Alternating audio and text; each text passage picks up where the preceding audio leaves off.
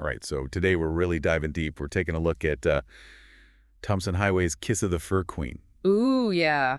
A sprawling book. It is. It's vibrant. It's heartbreaking at times, really. Um, and we want to give you kind of an express route through all of that, right? So you walk away and you really feel like you've gotten the core of this book. Yeah, absolutely. It's the story of these two Cree brothers, Jeremiah and Champion Okamosis, and their journey.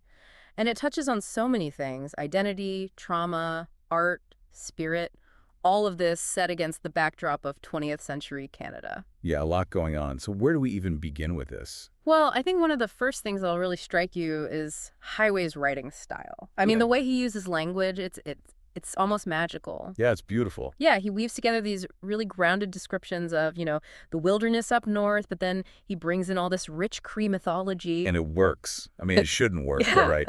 But somehow it does. Right. And part of that is this figure, the Fur Queen. She's a shape-shifting trickster from Cree stories, and she's not just some character, she really embodies these forces that shape the brothers' lives, these unpredictable, sometimes even dangerous forces, like the kind of stuff that makes you think, "Whoa, what's going on here?" Yeah, she gets under your skin.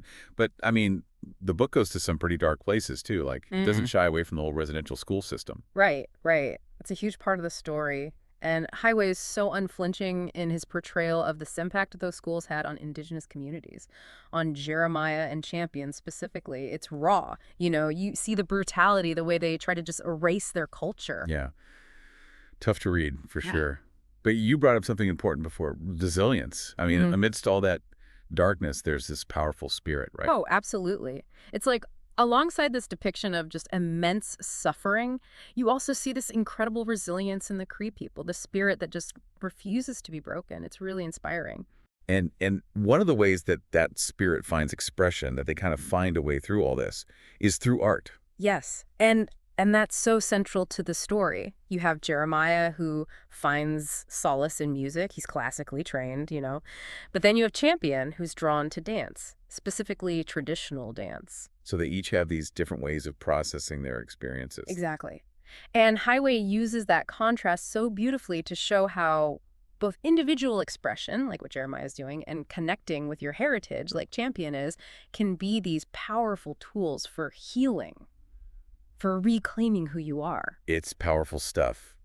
But I do have to say, this book isn't exactly a light read. Like, the structure can be a little tricky. It jumps around in time, changes perspectives. Some people might find that jarring. Yeah, you kind of have to go with the flow. But the thing is, those shifts in time, they're not random. They're very much rooted in a Cree worldview where past, present, future, it's all connected. And then there's the magical realism. Yeah. That might throw some people off, too. True, true. But again, for Highway, it's not just a stylistic choice. It's about representing that Cree worldview where the spiritual world and the everyday world are just totally intertwined. So, okay, if someone's thinking about picking up this book, what's the big takeaway? I'd say it's this. Kiss of the Fur Queen is a challenging read, emotionally challenging for sure, but it's so worth it. It's beautifully written, so lyrical. It's a powerful testament to the resilience of the human spirit in the face of some really, really tough stuff. And it makes you think a lot about the legacy of colonialism in Canada. It does.